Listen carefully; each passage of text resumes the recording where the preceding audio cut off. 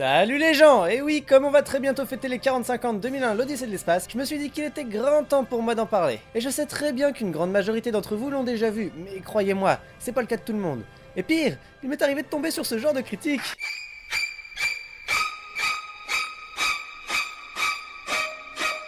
Ouais, ça fait mal. Puis merde, hein, c'est ma chronique, je fais encore ce que je veux, alors venez pas gueuler, ok? Juste une petite précision avant de commencer, je ne vais pas pouvoir parler de tout ce qui est intéressant à propos de ce film. Vous pouvez déjà voir que la chronique est plus longue que d'habitude, et si j'avais voulu garder tout ce qui devait être cité, on aurait eu un épisode d'une demi-heure. Donc gardez à l'esprit que le but de cette émission, c'est de vous donner envie de voir le film. Si vous voulez en savoir plus, je vous invite à checker la liste des liens que je vous ai mis dans la description. Et c'est parti. Réalisé par Stanley Kubrick en 1968, c'est le meilleur film du monde entier de l'univers. Enfin... Non, bon, attendez, je la refais. Kubrick est né en 1928, élève médiocre au lycée, il rate son entrée à l'université, mais développe son activité de photographe dont il en avait fait sa profession dès l'âge de 16 ans. Tu vois, toi, tu devrais prendre exemple sur Kubrick. Alors qu'il travaille en tant qu'indépendant pour la revue Look, un bimensuel axé sur la photographie d'actualité, Kubrick devient cinéphile. Il passe son temps devant des films européens d'avant-garde tels que ceux du suédois Bergman, des italiens Antonioni ou Fellini, et j'en passe. Le cinéaste commence sa carrière dans le cinéma tout doucement. Après un bref passage par la case télé, c'est en 1953, alors âgé de 25 ans, qu'il réalise son premier film grâce à 9000 $ que sa famille lui a prêté. Ouais, moi quand j'étais gamin, je galérais à avoir 5 francs pour un paquet de bonbons, mais passons. Le film en question, Fear and Desire, essuie malheureusement un cuisant échec commercial. Kubrick se retrouve endetté jusqu'au cou, mais décide, à la vue des critiques pas trop méchantes, de quitter son boulot de photographe pour bosser à plein temps dans le cinéma.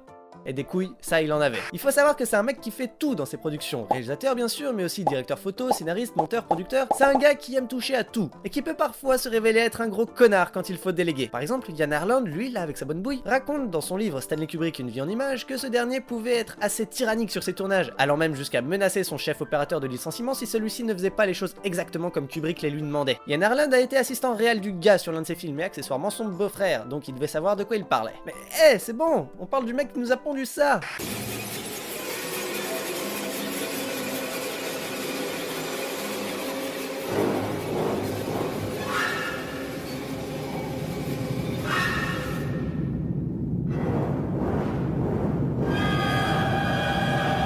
On va bien lui pardonner son perfectionnisme. Par la suite, il va continuer ses réalisations toujours en indépendant, avec dans l'ordre Le baiser du tueur en 55, L'ultime razzia en 56 et Les sentiers de la gloire en 57. Jusqu'ici, il a réussi à se forger une petite réputation de bon artisan du cinéma. Tout le monde s'accorde à dire que ce qu'il fait, c'est pas trop de la merde. Et même Jean-Luc Godard dira d'Ultime razzia que c'est le film d'un bon élève sans plus, que ce qui correspond chez Ophuls à une certaine vision du monde n'est chez Kubrick qu'esbrouffe gratuite. Mais qu'il faut louer l'ingéniosité de l'adaptation qui, adoptant systématiquement la déchronologie des actions, sait nous intéresser à une intrigue qui ne sort pas des sentiers battus.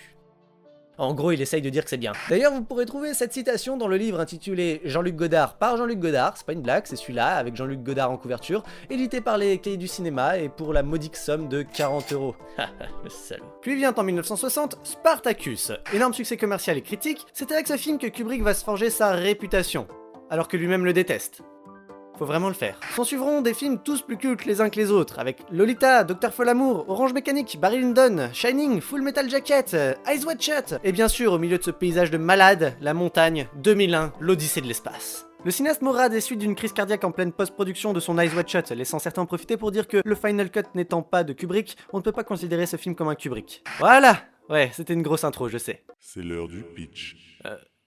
C'était quoi ça? Bah, comme tu me fais dire de la merde, j'essaye au moins de m'amuser. Tu peux arrêter s'il te plaît? I'm sorry, Elliot. I'm afraid I can't do that. Bon, le film est découpé en plusieurs parties, et je vais essayer de vous faire un bref résumé de chacune d'entre elles sans rien vous spoiler. La première relate l'aube de l'humanité, nous y suivons un groupe de singes, nos ancêtres. Ceux-ci se font chasser de leur territoire par un clan rival, mais plus tard un événement va leur permettre de reprendre le dessus face à ces malpropres. Lors de la deuxième partie, nous suivons le Dr Floyd, chargé d'aller sur la Lune. En effet, quelque chose d'inhabituel y a été découvert. Le mystère tient le coup jusqu'ici. La troisième partie se penche sur le voyage de Discovery One, un vaisseau spatial envoyé jusque Jupiter pour une raison gardée secrète. À son bord, 2 membres d'équipage restent réveillés pour s'occuper de la maintenance, Dave et Frank. Ils sont assistés par un ordinateur de bord, Hal, qui s'appelle Carl en français, va savoir pourquoi, et 3 scientifiques maintenus en sommeil artificiel viennent compléter le tableau. Enfin, lors de la quatrième partie, le vaisseau Discovery One arrive à destination à proximité de Jupiter, et c'est tout ce que vous avez le droit de savoir. Bravo, le suspense reste à son comble. C'est la fin du pitch. Sérieusement, toi, c'est fini. Tu vas la fermer, c'est moi qui te le dis. Non, mais c'est bon,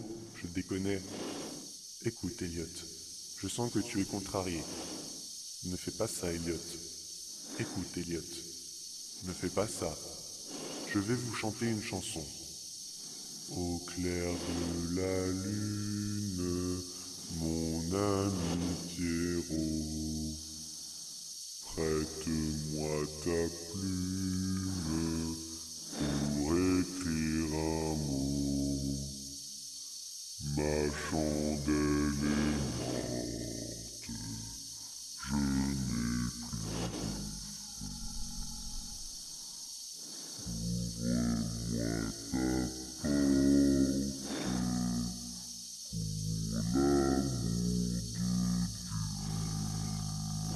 Voilà, ça suffit les conneries maintenant.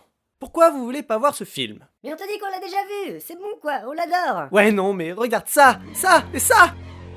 Mais bordel, c'est pas si mal. Avant de commencer, on va juste mettre une petite chose au clair. On a dû vous raconter que 2001 était l'adaptation du roman éponyme d'Arthur C. Clarke. Je me trompe? Eh ben, on vous a dit de la merde. Hein? Le film de Kubrick n'est pas l'adaptation du roman de Clarke. Et maintenant que j'ai votre attention, laissez-moi m'expliquer. Le scénario du film et le roman ont tous les deux été écrits au même moment et conjointement par le cinéaste et l'écrivain. Tout comme le premier Kick-Ass par exemple. Non, parce qu'après on tombe sur ce genre de critique et moi ça me donne de l'eczéma les gens qui racontent que des conneries. Regarde, moi aussi j'en ai trouvé une sympa. Ah non, mais qu'ils ferment leur gueule! Donc si vous me suivez, comprenez que Kubrick et Clarke ont travaillé ensemble. D'ailleurs c'est assez sympa puisqu'on retrouve des éléments dans le bouquin inspirés du film, et vice versa bien sûr. Voilà, maintenant les choses sont claires. 2001 fait partie de ces films à la production impressionnante et prouve que Kubrick est un maître incontestable dans sa manière de gérer un tournage et son budget. En effet, le film a coûté 12 millions de dollars. C'est rien, des clopinettes, de la merde en boîte, le pourboire que James Cameron laisse à la serveuse du diner du coin. Et pourtant le film est ultra réaliste, donnant l'impression d'avoir été filmé sur des lieux réels. Et tout ça n'aurait sûrement pas été possible sans les 130 techniciens, décorateurs et spécialistes des effets spéciaux. Parmi ce petit monde, on retrouve même Frederick Ordway et Harry Lange, tous deux travaillant dans l'industrie spatiale, et dont le dernier vient tout droit de la fucking NASA. Rendez-vous compte des moyens employés malgré la justesse du budget du film. Et encore, le budget initial devait s'élever à 6 millions de dollars. Kubrick s'amuse et expérimente une tonne de choses. Par exemple, vous êtes tous demandé comment ces effets d'étoiles et autres nuages en expansion avaient été réalisés. Et ben juste en jouant avec de l'encre et du putain de savon. Le film développe aussi plein de techniques nouvelles, comme la caméra à motion control. Ces caméras dont les mouvements sont programmés par ordinateur et qui peuvent donc reproduire au millimètre près autant de fois voulu le même déplacement. Perfectionniste, c'est un euphémisme en fait. 60% du budget total est passé dans les effets spéciaux, la post-production demandant 2 ans complets afin de travailler sur le montage, le mixage, mais aussi les 205 plans à effets spéciaux du film. Et on est dans les années 60. Je sais pas si vous vous rendez compte, mais en France, il a fallu encore attendre 10 ans pour avoir au moins ça.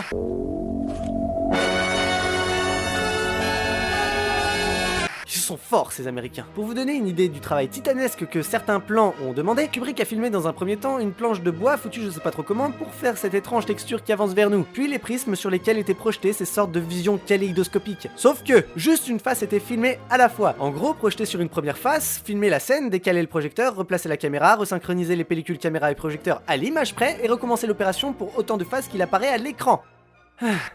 Mais encore, si avec ça, on a souvent comparé Gravity à 2001 quand celui-ci est sorti.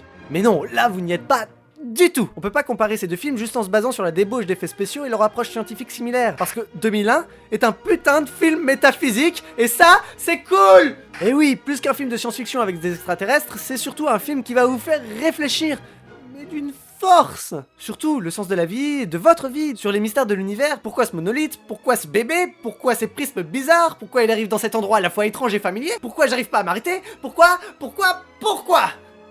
alors que Gravity, c'est juste une nana qui essaye de tomber par terre finalement. Alors oui, de nombreuses personnes ont rétorqué ne rien comprendre au film, que ce manque d'explication signifiait « Ah ta gueule !»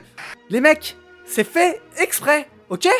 Exprès, on vous dit. Si le film nous laisse en plan devant le générique de fin sans avoir répondu à aucune de nos questions, c'est pas parce que le scénario est tombé dans les mains de Damon Lindelof, mais bien parce que Kubrick s'est fait chier à ne pas donner d'indice au spectateur quant à la signification de tout ce schmilblick. C'est son truc ça à Kubrick de nous laisser nager dans le cambouis. Et c'est cool, parce que comme Stalker finalement on veut pas que le film nous explique tout, on veut se faire sa propre opinion, ses propres analyses. Et putain il y en a eu des analyses sur ce film. Mais je ne vais pas m'aventurer sur ce terrain, je vous laisse dans la description le lien Wikipédia en anglais des différentes interprétations du film si ça vous intéresse. Presque 15 ans après la sortie du film, Arthur C. Clarke de son côté reprendra l'aventure spatiale à l'écriture et publiera 3 suites, 2010, 2061 et 3001. Et figurez-vous que, non content du succès énormissime du film de Kubrick, la MGM décidera de remettre le couvert en adaptant en 1984 le second livre de Clarke au cinéma. Sans Kubrick. Et c'est de la merde! Très sérieusement, je ne peux que vous déconseiller de regarder ce film. Cette suite est l'une des suites les plus inutiles de l'histoire du cinéma. Tout d'abord parce que l'histoire de 2001, le film, était une œuvre à considérer comme une œuvre se suffisante à elle-même. C'est pas parce que Clark décide de continuer un bouquin qu'il faut forcément faire la même chose sur le grand écran. Puis parce que cette suite tente d'imiter l'esthétique de Kubrick dans les moindres détails. Même décor, mêmes acteurs, mais définitivement pas la même ambiance, ni la même portée scénaristique. Et pour finir, vouloir faire une suite, c'est bien, mais bordel, le film se finit sur un what the fuck sans nom, façon série Z qui te brûle les yeux sans élucider aucun mystère, dans le pur style Lindelof. C'est quand même un comble de vouloir faire une suite afin d'expliquer les mystères du film de Kubrick, pour qu'au final il te laisse dans un délire encore plus inexplicable. Je suis désolé, mais si vous voulez vraiment connaître la suite de l'histoire, lisez les bouquins, mais ne regardez pas ce truc infâme. J'aurais vraiment aimé continuer, vous parler de la musique et du sound design en général, de l'ordinateur HAL 9000 et des lois de la robotique d'Asimov, d'un tas d'autres trucs. Mais bon, c'est tout pour aujourd'hui. Vous le savez déjà, et je vous le répète, ce film n'est pas si mal. Merci à tous d'avoir regardé, laissez un pouce en l'air si vous avez aimé, partagez si vous avez pris votre pied. Je vous en supplie, partagez. N'hésitez pas à commenter si vous avez des trucs à rajouter, et pour ne rater aucun épisode, abonnez-vous. Plein de gros bisous, et en attendant la prochaine, portez-vous bien.